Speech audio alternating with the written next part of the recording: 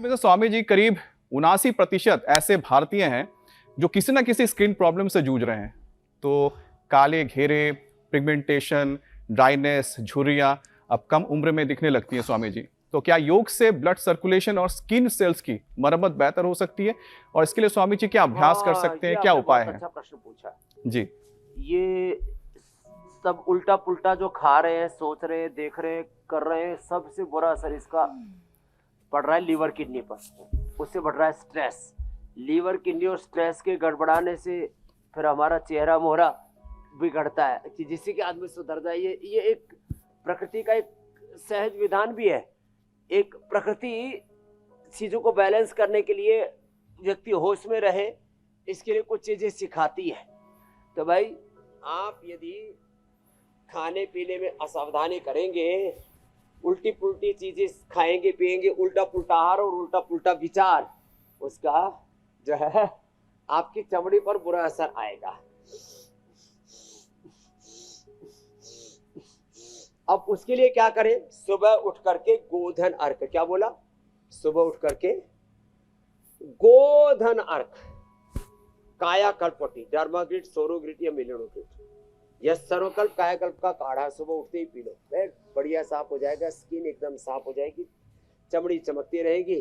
फिर कोलेजन प्राश या collagen powder थोड़ा सा ले लेना और अलग अलग प्रकार के शाक सब्जियां जो भी निसर्ग ने, प्रकृति ने आपके चारों तरफ दे रखा। बहुत महंगी चीजें खरीदने से आदमी को बहुत ज्यादा स्वस्थ और चमक दमक के साथ, ओज तेज के साथ नहीं जीता। जो सहज रूप से प्रकृति ने आपको दिया हुआ है उसका सेवन कीजिए। फिर बहुत ज्यादा नमक, बहुत ज्यादा मीठी, इन चीजों से बचिए, भारी भरकम चीजों से, जंक फूड से, सिंथेटिक फूड, सिंथेटिक मेडिसिन, ये सबसे ज्यादा लीवर का भट्ठा बैठाती है। स्किन के लिए जो है हमारे यहाँ पर सदियों से खदीरारिष्ट हमने यहाँ रखा हुआ, खदीरारिष्ट और महामंजिष्ठ अध्यारिष्ट और ये गोधन अर्घ तो बहुत ही जबरदस्त है।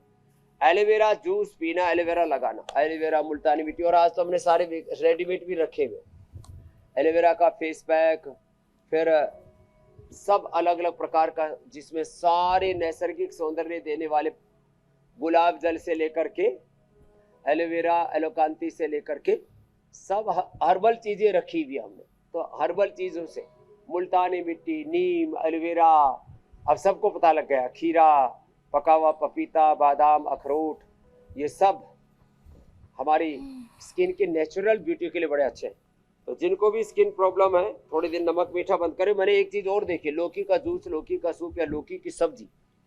अब लौकी की सब्जी को बहुत टेस्टी आपको बनाना है ना, तो क्या करो, 1 चम्मच गाय का घी, उसमें थोड़ा सा हींग, जीरा और जो भी हल्दी आदि डालते हो डाल लो, थोड़ा सा टमाटर, थोड़ा सा जो प्याज खाते हो तो प्याज डाल दो, और फिर उसमें एक बार स्टीम करके, बिना पानी के स्टीम करके रखी हुई लौकी, उसको डाल करके और पका दो।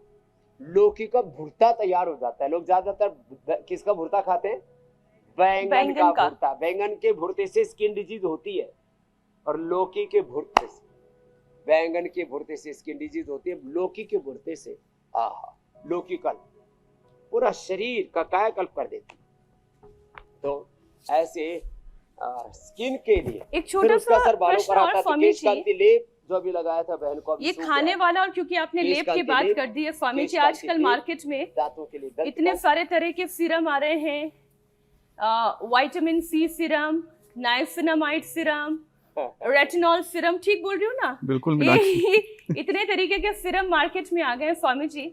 अब विटामिन सी तो अगर संतरे खाएंगे, नींबू का सेवन करेंगे, आंवला लेंगे तो उससे भी विटामिन सी चला जाएगा। हाँ। लेकिन फिर भी वो जो फेयरनेस वाला जो एक चाव है कि त्वचा जो है वो गोरी दिखनी चाहिए, वो विटामिन सी सीरम से। तो स्वामी जी, एक तो ये सीरम जो है ये कितनी अच्छी है त्वचा के लिए, वो भी, और साथ ही साथ खान पान के जरिए ये ऊपरी लेप की आवश्यकता नहीं होगी, ये थोड़ा समझाते हैं।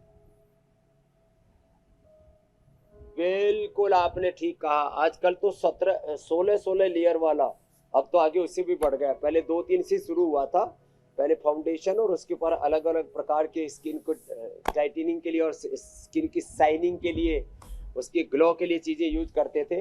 अब तो 16-17 लेयर वाला कोर्स चलता है स्किन के लिए, और उसमें फिर जो केमिकल पीलिंग से लेकर के नेचुरल चीजों के नाम पर भी इतने प्रकार के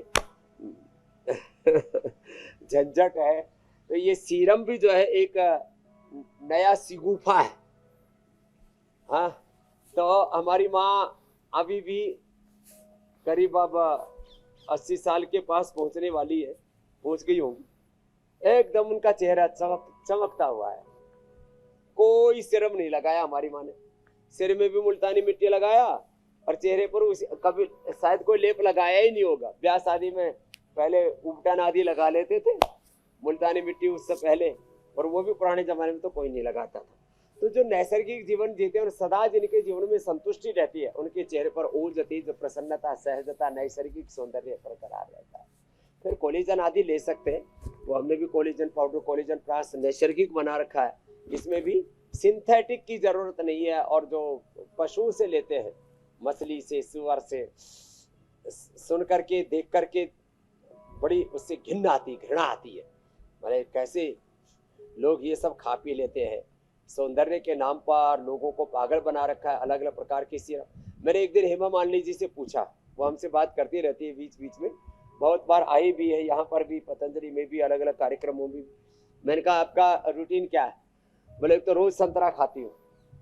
संतरा खाओ, संतरे से चेहरा भी एकदम संतरे जैसा चमकता है। सेब, संतरा, अंगूर, ये अच्छी चीजें।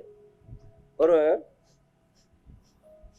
जिनको अपना चेहरा सच में चमकता हुआ चाहिए तो संतरा, अनार, गाजर, चुकंदर, व्हीट ग्रास, एलोवेरा, आप सुबह सुबह इसका जूस भी पी सकते हैं, इसकी स्मूदी भी ले सकते हैं, ऐसे ही खा सकते हैं। और हीमोग्लोबिन भी बहुत अच्छा रहेगा, चेहरे पर ओज तेज भी रहेगा, और ये चेहरे पर फुंसियाँ और तमाम तरह के झुर्रियाँ पुर्रियाँ ये कुछ नहीं होगा।